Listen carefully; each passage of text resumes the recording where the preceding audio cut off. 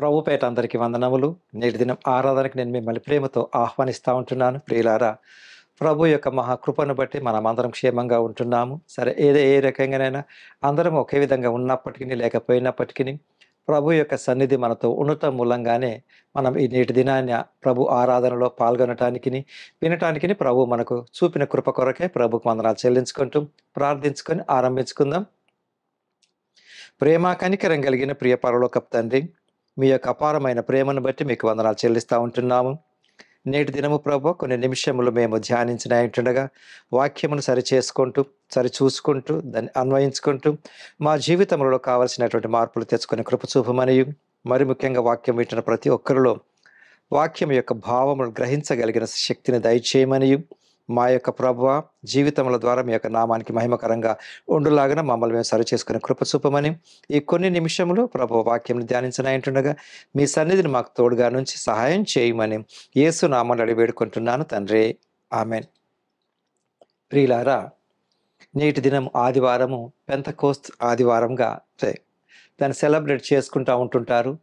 అది ఏమైనప్పటికీ సరే, అందరికీ అది వర్తిస్తుందా లేదన్న దాన్ని పక్కకు పెట్టినట్లయితే, క్రీస్తు జననము, కల్వరి శిలువ యొక్క మరణము, సమాధి చేయబడుట, పునరుద్ధానము, తర్వాత ఆరోహణము, ఇవన్నీ అయిపోయిన తర్వాత వీటిని మనము దీన్ని పర్టికులర్గా ఆ యొక్క క్యాలెండర్ ప్రకారం కనుక చూస్తూ వచ్చినట్లయితే జూన్ 2వ ఆదివారం అది ఏదైతే వస్తుందో దాని క్యాలెండర్స్ ప్రకారం అంటే ఈస్టర్ తర్వాత వచ్చేటటువంటి ఈ యొక్క 49th అండ్ 50th డే మధ్యలో ఇది పెంతెకోస్తు దినంగా మనం భావిస్తూ ఉంటాం. ఏంటండి పెంతెకోస్తు అనగానే చాలామందికి అంటే చూడండి, వాక్యమును గ్రహించగలిగినటువంటి వాళ్ళ అవగాహన వేరు, మిడిమిడి జ్ఞానంతో చూసేటటువంటి వాళ్ళ అవగాహన వేరు. ఏది ఏమైనా త్రిత్వంలో ఒక భాగమైనటువంటి పరిశుద్ధాత్ముడు, త్రిత్వంలో ఒక భాగం.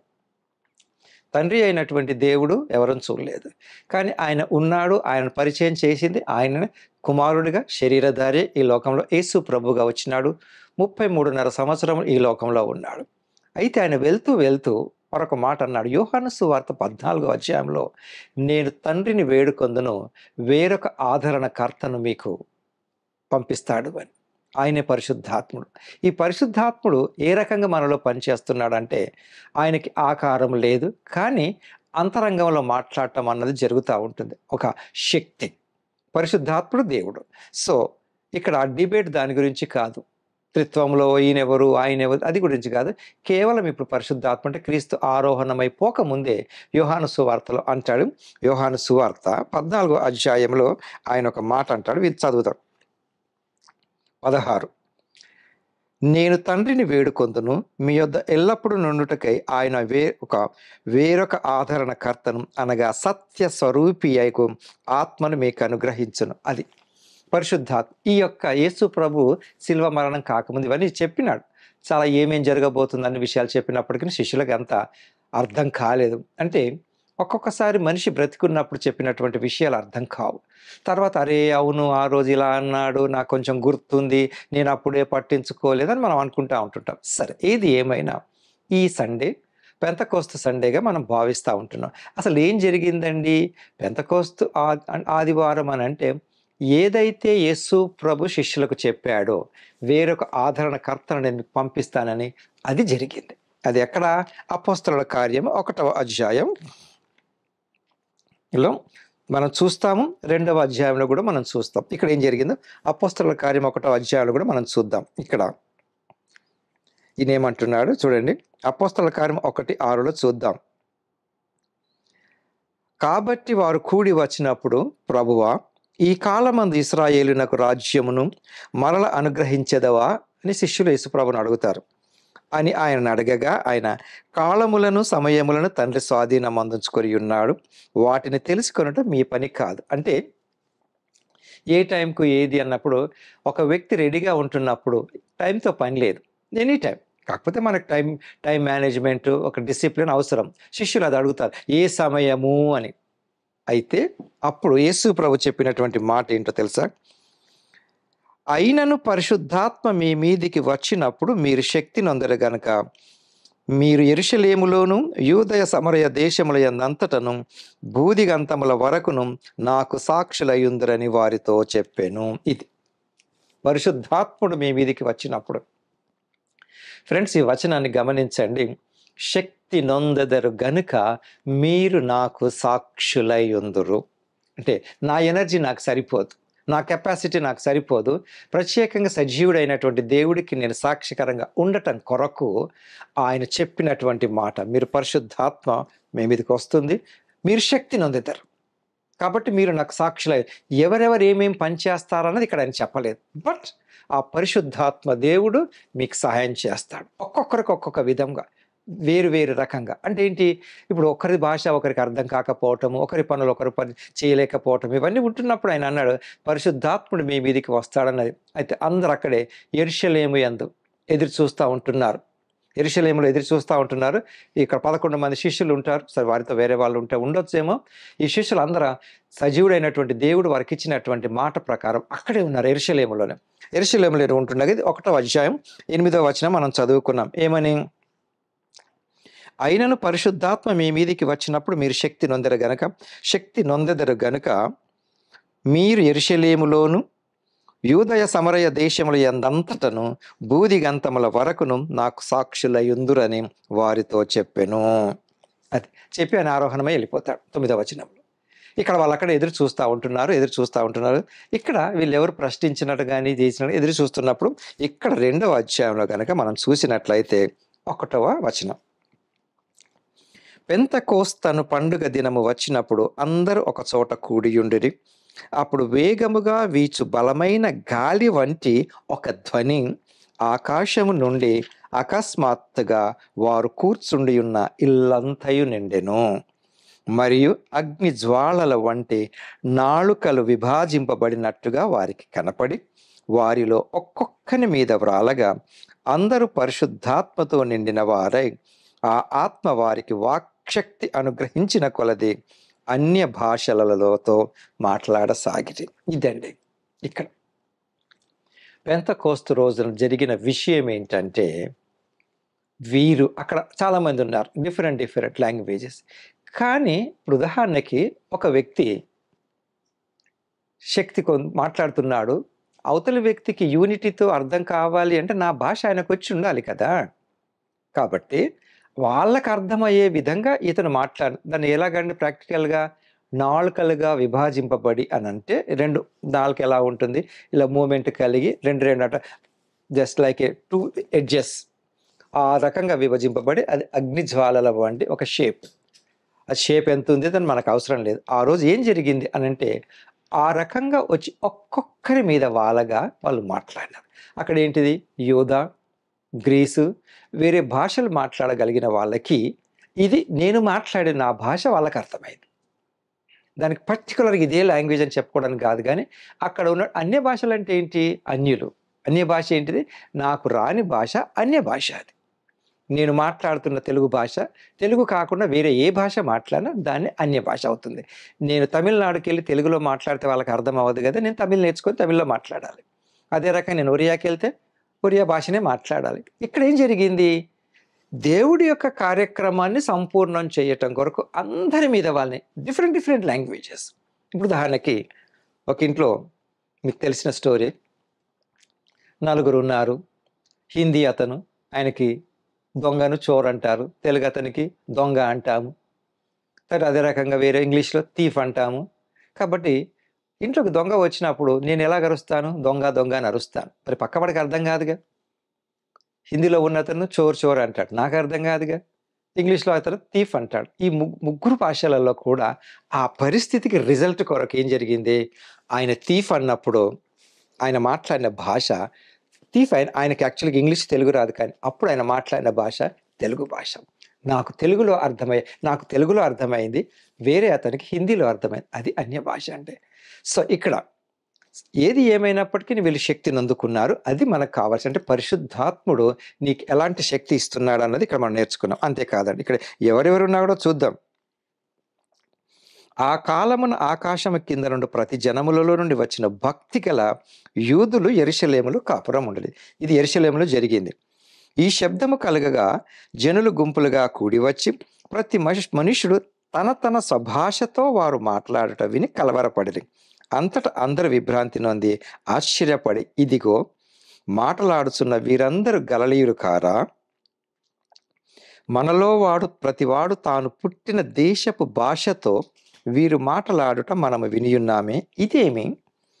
పార్థీయులు, మాదీయులు, ఎలామీయులు, మెసొపొతేమియా యూదులు, కప్పదొకియా, పొంతు, ఆసియా, ఫ్రుగియా, పంపులియా, ఐగుప్తు అనే దేశములందంతటి వారు, కురేనే దగ్గర లిబియా ప్రాంతంలో కాపురం ఉన్నవారు, రోమా నుండి పురవాసులుగా వచ్చిన వారు, యూదులు, యూద మత ప్రవిష్టులు, క్రేతీయులు, అరబీయులు మొదలైన మనమందరమును వీరు మన భాషలతో దేవుని గొప్ప కార్యములను వివరించుట వినుచున్నామని చెప్పుకొని. అది ఇందాక నేను చెప్పినాను కదండి, ఆ భాష రాని వాళ్ళు వీళ్ళకి అర్థం అవటం కొరకు అది ఎక్కడుందండి అంటే పరిశుద్ధాత్మ యొక్క శక్తి. ఫ్రెండ్స్, పరిశుద్ధాత్మలో ఆ శక్తి ఉంది. అది ఎప్పుడు దాన్ని నువ్వు అనుభవించినప్పుడు అది నాకు కనపడదు. బట్ నేను చేసేటటువంటి క్రియల ద్వారా కూడా ఆ యొక్క శక్తిని ఇతరులు గుర్తించగలరు. కొన్ని సందర్భాలలో అనుకుంటా ఉంటుంటాం కదా, ఈవెన్ సింపుల్గా ఒకరి మొబైల్ మేబీ 24 hours రావచ్చు, మరి ఒకరిది 48 hours రావచ్చు, ఇంకొకరిది కొద్దిమంది అంటుంటారు కదా ల్యాప్టాప్ విషయంలో కూడా మీది ఎన్ని అవర్స్ వస్తుందండి అన్నప్పుడు ఆయన కొద్దిమంది ఏమంటారు ఇట్ కమ్స్ 1 week అంటూ ఉంటుంటారు. దాని లోపల ఉండేటటువంటి ఆ కెపాసిటీ బ్యాటరీని బట్టి సిమిలర్లీ ప్రతి ఒక్కరికి దేవుడు ఇది ఇస్తానన్నాడు. బట్ మరి అందరికి ఇచ్చాడా? పొందుకున్న వాళ్ళకి ఇస్తాడు, ఎవరైతే దాన్ని నమ్ముతారో యేసు ప్రభు చెప్పినట్టుగా. అయితే దీన్ని మిస్అండర్స్టాండింగ్ చేసుకున్న వాళ్ళు కూడా లేకపోలేరండి. వీళ్ళకి చూడండి, ఇక్కడ మనం చదువుకున్నటువంటి 12వ వచనంలో 11-12లో అందరు విభ్రాంతి నొంది ఒకని ఎటు తోచక ఇదేమగునో అని ఒకరితో ఒకరు చెప్పుకొనిరి. ఏమనుకుంటున్నారు? 11వ వచనం, వీరు మన భాషలతో దేవుని గొప్ప కార్యములు వివరించుట వినుచున్నామని చెప్పుకొని. అర్థం ఏమైంది? మా భాషలో మాట్లాడుతున్నారని అనుకున్నారు. బాగుంది, సంతోషించాలి. వామ్మో ఇదేమవుతుందోనని భయపడ్డారు. దాన్ని కరెక్ట్గా దేవుడి శక్తి అని అనుకోకుండా వీళ్ళు ఏమనుకున్నారు? దేవుడి శక్తి అర్థం కాలేదు కదా. ఆ మూర్ఖులు ఇప్పటికి ఉన్నారండి. దేవుడి శక్తిని అర్థం చేసుకోకుండా దాన్ని తప్పుగా మాట్లాడినటువంటి వ్యక్తులు కూడా ఇక్కడ ఉన్నారు. ఎవరిది? 13వ వచనం, కొందరైతే వీరు క్రొత్త మద్యముతో నిండి ఉన్నారని అపహాస్యం చేసి. వీళ్ళకి అర్థం కాలేదు కదా, కాబట్టి ఏమనుకున్నారు? వీళ్ళు బాగా మత్తు మంది తాగినట్టున్నారు, అందుకే పిచ్చోళ్ళు అయినరు వీళ్ళు అని అంటున్నారు. అంటే కొత్త మద్యానికి ఉండేటటువంటి క్వాలిటీ ప్రకారం వీళ్ళు ఏమనుకుంటున్నారు? దేవుడి శక్తిని ఈ హెలోకపు అమర్యాదకరమైనటువంటి శక్తితో పోల్చుకొని వీళ్ళు కొత్త మద్యం తాగినట్టున్నారు, పిచ్చోళ్ళు అయిన అనుకుంటున్నారు. అప్పుడు ఇక్కడ 14వ వచనంలో ప్యాసేజ్ అయిపోయింది. ఇక్కడ పేతురు, ఇది గమనించండి, యేసు ప్రభును సిలువ వేయకముందు ఆయనతో కూడా తిరిగినటువంటి పేతురు, నీకు అది కలగకుండునుగాక, ఇది కలగకుండునుగాక అని అసలు చాలా యేసు ప్రభుని సిలువకు అప్పగించడానికి మస్కు అంటే ఆయన ఒక చెవి కట్ చేస్తాడు, తొందరపాటు మనిషి. సరే, ఏదైనా ఇప్పటి వరకు మౌనంగా ఉంటాడు ఆయన. ఏమిటి తర్వాత సిలువ వేసినప్పుడు ఒక అమ్మాయి వచ్చి అన్ని మంట కాచుకుంటున్నప్పుడు నువ్వు ఆయన ఫ్రెండ్ కాదన్నప్పుడు నాకు ఆయన ఎవరో తెలియదు అంటాడు. భయపడ్డాడు, అబద్ధం ఆడాడు, బొంకుతాడు. ఇప్పుడు అదే పేతురు ఎప్పుడైతే పరిశుద్ధాత్మను పొందుకుంటాడో ఇక్కడ చూడండి 11 మందితో కూడా అదే యొక్క ఇక్కడ ఏం చేసినాడు? అయితే పేతురు ఆ 11 కూడా లేచి నిలచి బిగ్గరగా వారితో ఇట్లా అన్నాడు. ఆయనకి ధైర్యం ఎక్కడి నుంచి వచ్చిందండి? ఇంతకాలం అబద్ధం ఆడిన ఈ వ్యక్తి ధైర్యంతో మాట్లాడుతున్నారు. నేను ఇంతకుముందు మీకు చెప్తున్నప్పుడు 1వ అధ్యాయంలో 8వ వచనంలో మాట్లాడుతూ 11 మంది శిష్యులు అన్నాను, అందులో పేతురు కూడా ఉన్నాడు. మరి ఇక్కడ పేతురు 11 మందితో ఎలా లేచినాడు అన్న డౌట్ రావచ్చండి. దానికి ఇక్కడ మీకు 1వ అధ్యాయంలోనే మరొకరిని ఎన్నుకుంటారు వాళ్ళు. ఇక్కడ చూసినట్లయితే 26వ వచనం, అంతటా వారు వీరిని గూర్చి చీట్లు వేయగా మత్తీయ పేరట చీటి వచ్చను గనుక అతడు 11 మంది అపోస్తలలో కూడా లెక్కింపబడాను. అది ఈయన 11 ప్లస్ ఈయనతో 12 అవుతారు. కాబట్టి ఇక్కడ పేతురు గురించి అదే చెప్తారు. 11 అంటే 11తో ఈ పేతురు నిలబడతాడు. వాళ్ళతో పాటు ధైర్యం వచ్చిందండి. ఈ ఎనర్జీ, ధైర్యం, ఎవడైతే భయపడి బొంకి అబద్ధం ఆడాడో ఆయన పరిశుద్ధాత్మ శక్తి ద్వారా ధైర్యం మారిపోయినాడు. చూడండి ఆయన పర్సనాలిటీ టోటల్గా మారిపోయింది. అసలు వీళ్ళెవరు, మీరు మా దేవుడి శక్తిని ఇంత అవమానం చేస్తున్నారని ఇక్కడ ఆయన పరిచర్య మొదలు పెడతారు. ఇప్పుడే కనుక మీరు గతంలో చూసి యేసు ప్రభు చెప్పినటువంటి వాగ్దానాన్ని చూసుకున్నట్లయితే యోహాను 14:16లో వేరొక ఆదరణకర్త వచ్చాడు. తర్వాత 1వ అధ్యాయం అపొస్తలుల కార్యం 1:6-8 వరకు మీరు యెరూషలేములోనే ఉండండి, ఎదురు చూడండి, మీరు నాకు భూదిగంతముల వరకు సాక్షులై ఉన్నారు. అక్కడ పేతురు ఆ ప్రాంతాల్లో సేవ చేసినాడు. అందులో ఒకరైనటువంటి ఎవరైతే యేసు ప్రభువును అంటే అనుమాన వ్యక్తిగా భావిస్తూ ఉంటుంటామో, ఆయనది డిఫరెంట్ వ్యక్తి, ప్రతిదాన్ని కూడా చూచి నమ్ముతా అనేది కానీ నమ్మని తోమ ఇండియాకు రావటం మూలంగానే భారతదేశంలో క్రైస్తవులుగా పిలువబడటానికి దోహదపడింది. క్రైస్తవులుగా పిలువబడుతున్నావా లేదా అనేది నువ్వు పక్కకు పెట్టినట్లయితే క్రీస్తు రక్షణను తెలుసుకోవటానికి, ఆయన త్యాగాన్ని గుర్తించటానికి, ఆయన కల్వరి శిలువ మరణాన్ని గుర్తించడానికి పరిశుద్ధాత్మ ద్వారా తోమ ఇండియాకు రావటం జరిగింది. వృత్తిపరంగానే చేసుకుంటున్నప్పటికీ ఇది ఈ రకంగా జరిగిన తర్వాత ప్రియులారా, ఈ పరిశుద్ధాత్మ దేవుడు ఇప్పుడు మరి మనల్ని ఎలా చేస్తూ ఉంటుంటాడు, ఏం చేస్తూ ఉంటుంటాడు అంటే, బలహీన సమయంలో నీకు ఆ పరిశుద్ధాత్ముడు ఒక రిమైండర్గా పనిచేస్తాడు. ఏ రకంగా? రోమీలకు రాసిన పత్రిక 8వ అధ్యాయం, రోమీలకు రాసిన పత్రిక 8వ అధ్యాయం 26వ వచనం, అటువలే ఆత్మయు మన బలహీనతను చూచి సహాయము చేయుచున్నాడు. ఈ ఆత్మ ఎలా పనిచేస్తుంది? నాలో బలహీనత ఉంది, వీక్నెస్ ఉంది, మేబీ ఎనీథింగ్, డిప్రెషన్ ఉండొచ్చు, అయోమయ స్థితిలో ఉండొచ్చు, ఆలోచన లేకుండా ఉంటుండొచ్చు. అప్పుడు ఏమంటున్నాడు? నేను వీక్గా ఉన్నాను, దిక్కు తోచని స్థితిలో నేను ఉంటున్నాను అంటే ఏం చేయాలి? కొద్దిమందికి క్లిష్ట పరిస్థితులు అంటుంటారు కదండి, క్రైసిస్లో డిసిజన్ మేకింగ్ చాలా ఇబ్బంది అవుతుంది, ఏం చేయాలనో తెలియదు. మీ ఫ్రెండ్స్ని ఒకసారి గమనించండి, మీరేం చేయాలి అనే సందిగ్ధంలో ఉంటున్నప్పుడు ఎవరో ఒకరు, any friend, God servant, God Fearing person, scripture ఎరిగిన వ్యక్తి, దేవుని ఎరిగిన వ్యక్తి, అతను మీకు ఎంకరేజ్మెంట్గా పనిచేస్తూ ఉంటుంటాడు. ఏం పర్వాలేదండి, కంగారు పడకండి, ట్రై దిస్, నీకు తెలీదు ఆ పని, నువ్వు ట్రై దిస్ అన్న వ్యక్తి అది సెకండ్ పర్సన్. ఒక్కొక్కసారి నీలో నుంచి నీకే ఇది జరుగుతూ ఉంటుంది బై యువర్ సెల్ఫ్. ఎలా? అటువలే ఆత్మ ఎక్కడ ఉన్నాడో నీకు ఆగపట్టం లేదు, నీ అంతరంగంలో ఉంటాడు, మన బలహీనతను చూచి సహాయం చేయుచున్నాడు. ఎలాగా? నీ ద్వారానే. ఒకటి సెకండ్ పర్సన్ నేను చెప్పిన అది వేరు. ఏలయనగా మనము యుక్తముగా ఎలాగో ప్రార్థన చేయవలనో మనకు తెలియదు కానీ ఉచ్చరింప శక్యము కాని మూలుగులతో ఆ ఆత్మ తానే మన పక్షముగా విజ్ఞాపన చేయుచున్నాడు. అది సో నా నీడ్ దేవుడికి తెలియపరుస్తుంటున్నాడు. అది యేసు ప్రభు మనకిచ్చినటువంటి వేరొక ఆదరణకర్తను. అంతేకాదు, ఇప్పుడు త్రిత్వంలో ఒక భాగము అని మనం అనుకున్నాం కదండి. సో ఇక్కడ యెషయా గ్రంథంలో మనం చూద్దాం, త్రిత్వంలో ఒక భాగమైనప్పుడు ఇది ఏ రకంగా మనకు అన్వయించుకుంటున్నాం అన్న విషయాన్ని కనుక చూసినట్లయితే యెషయా గ్రంథం 9వ అధ్యాయం 6వ వచనం, ఏలయనగా మనకు శిశువు పుట్టెను, మనకు కుమారుడు అనుగ్రహింపబడెను, అతని భుజము మీద రాజ్యభారం ఉండును, ఆశ్చర్యకరుడు, ఆలోచనకర్త. యేసు ప్రభు గురించి చెప్పినారు కదా, ఆలోచనకర్త, బలవంతుడైన దేవుడు. ఈ ఆలోచనకర్త ఇప్పుడు నాకు ఎలా ఉపయోగపడుతున్నాడు? నేనేం మాట్లాడనో తెలియకపోయినప్పటికీ నా ద్వారా మాట్లాడించి కొన్ని సందర్భాలలో ప్రేయర్స్ నాకు రావని అనుకున్నప్పుడు ఆ ప్రేయర్కి సహాయపడేటటువంటి, ఏం అడగాలనో నాకు తెలియనప్పుడు నువ్వు ఇది అడుగు అని ఆ పరిశుద్ధాత్ముడు, ఈ శక్తి యేసు ప్రభు ద్వారా మనకు పరిశుద్ధాత్ముడికి నేను వేరొక ఆదరణకర్తను వేడుకుంటున్నాను, అది మనం పొందుకున్నామని. కానీ ఎప్పుడు, ఎలా? ఇదే రోమీలకు రాసిన పత్రిక 6వ అధ్యాయం 2వ వచనం, ఎప్పుడైతే క్రీస్తు యేసులోనికి బాప్తిస్మము పొందిన మనమందరము ఆయన మరణంలోనికి బాప్తిసం పొందుతామని మీరు ఎరగరా?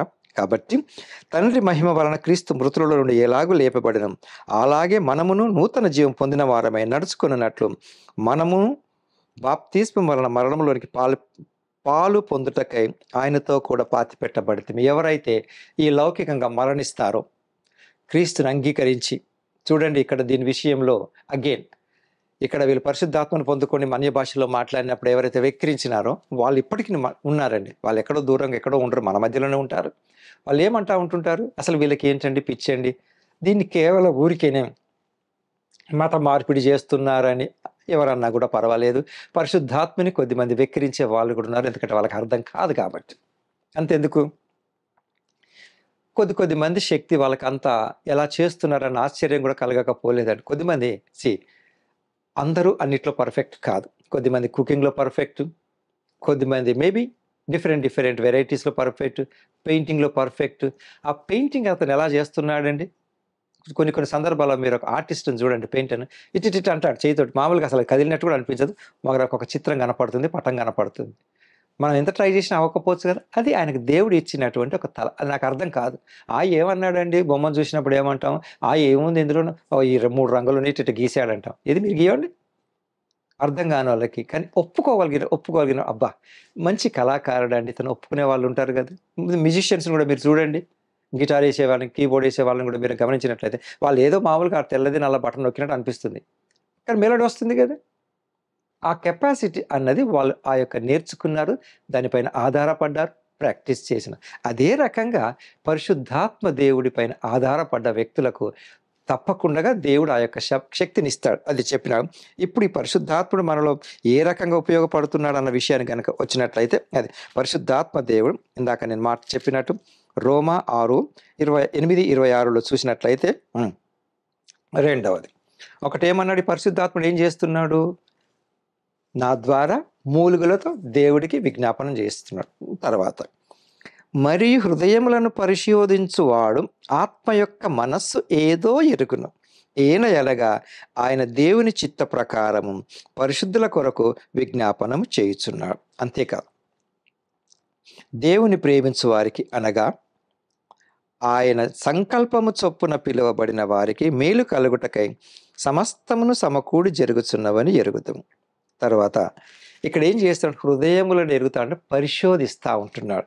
ఎవరైతే పరిశుద్ధాత్మ మీద ఆధారపడ్డారో వీళ్ళకి ఈ యొక్క అంతరంగంలో గద్దింపు ఉంటుంది. నేను చేస్తున్నది తప్ప కాదా, తప్ప కరెక్టా రైటా అనే గద్దింపు ఉంటుందండి. అదే పరిశుద్ధాత్మను దేవుడి పైన ఆధారపడిన వ్యక్తులు దొంగతనం సులువుగా చేయగలరు. ఎందుకంటే నేను బెనిఫిట్ పొందుకుంటే చాలు, నేను లబ్ధి పొందుకుంటే చాలు అన్నది. అయితే ఇక్కడ యెషయా గ్రంథము 61వ అధ్యాయం, యెషయా గ్రంథం 61లో కనుక చూసినట్లయితే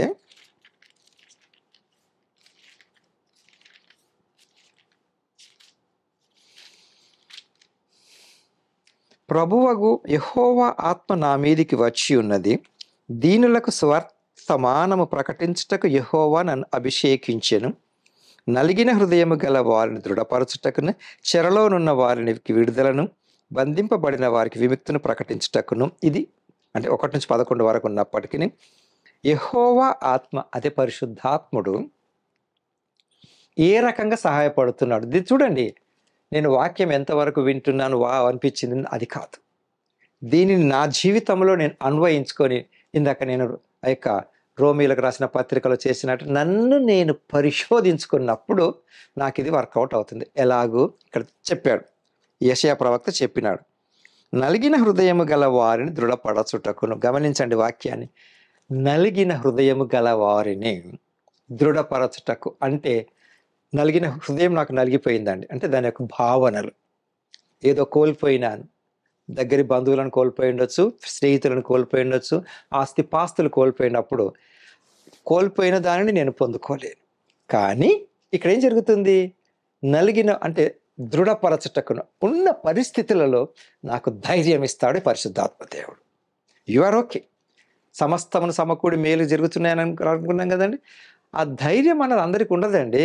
ఎవరైతే దేవుడు ఎంత స్థిరంగా ఉంటుంటారో చెప్పుకుంటారు. నత్తి యోబు అదే మాట అంటాడు కదా, ఏమండి ఆయన చిత్త ప్రకారం చేసుకుంటున్నారని. అది ఆ ధైర్యం కలిగి ఉంటారు. నలిగిన హృదయము ఎవరిదైతే నలిగిపోతుందో వారిని దృఢపరచుటకు. తర్వాత ఇంకో మాట ఏముంది ఇక్కడ?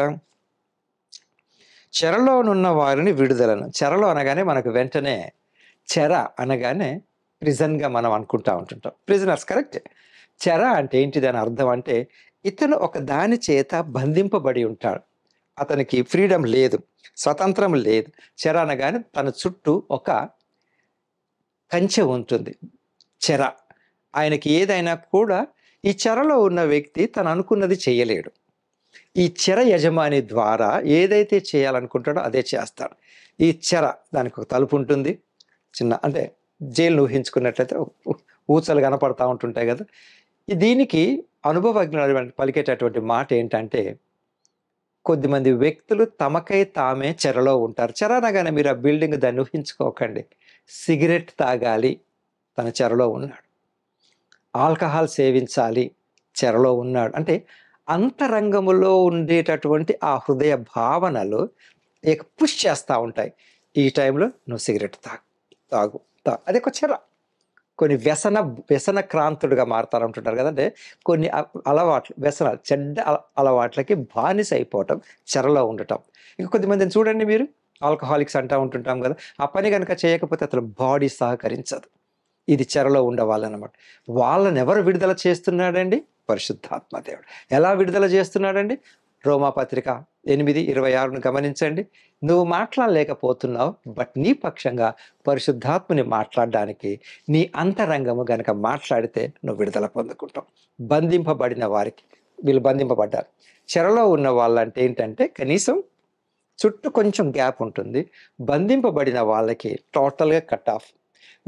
వీళ్ళ ద్వారా కాదు, ఇతరుల ద్వారా నడిపింపబడిన వాళ్ళు బందీ అని మీరు చిత్రం ఊహించుకోగానే ఇట్లా వెనక్కి చేతులు కట్టేసి పెద్ద చైనో తాడుతోడు కట్టేసుకొని పోతా ఉంటుంటారు కదంటే, నీవు నీ ఇష్ట ప్రకారం కాదు, వేరే వాళ్ళ ఇష్ట ప్రకారం నడుచుకుంటున్నావు.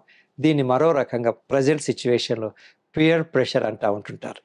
తోటి వయస్సు వారు బంధింపబడ్డారు. ఈవెన్ బంధింపబడటం అంటే కేవలం ఇదేదో కాళ్ళు చేతులు కట్టేయటం అది కాదండి. తలంపుల ద్వారా కూడా కొద్దిమంది బందీలు అవుతారు. ఫలానా ఆయనకు ఫలానా వస్తువు ఉంది, నాకు కావాలి. ఫలానా ఆయన వాళ్ళు ఇలా ఉన్నారు, నాకు ఇలాగా. అది బందీ. ఎందుకంటే నువ్వు ఇతరుల ద్వారా నడిపింపబడతా ఉంటున్నావు. కాబట్టి ప్రియులారా, దేవుడి యొక్క వాక్యములో పరిశుద్ధాత్మ ద్వారా నువ్వు ఎంతవరకు విడుదల పొందుకుంటున్నావు అన్నది నీకు కావాలి. చివరిగా కీర్తన 107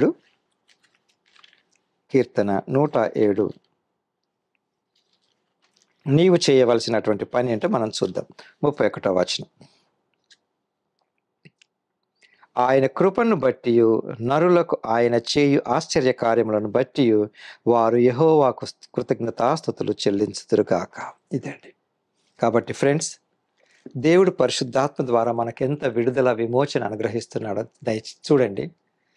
దేవుడి యొక్క శక్తిని వృధా చేయకుండగా ఆయన మనకిచ్చినటువంటి కృపను బట్టి, సహాయమును బట్టి, ఆయన వాగ్దానం నెరవేర్చే దేవుడు గనక తప్పకుండా నీలో ఉన్నటువంటి శక్తిని ఉపయోగించి పరిశుద్ధాత్మకు కృతజ్ఞతలు కలిగి ఉండి, దేవుడు నీకు ఇచ్చినటువంటి ఆ యొక్క శక్తిని బట్టి అలనాడు అపోస్తలుడికి ఇచ్చినటువంటి శక్తి నీలో కూడా ఉంటుందని గుర్తెరిగి, బానిసవు కాకుండా, బందీవి కాకుండా, చెరలోకి వెళ్లకుండా ఆయన నడిపింపుపై ఆధారపడి జీవించే కృప దేవుడు మనకు దయచేయునుగాక.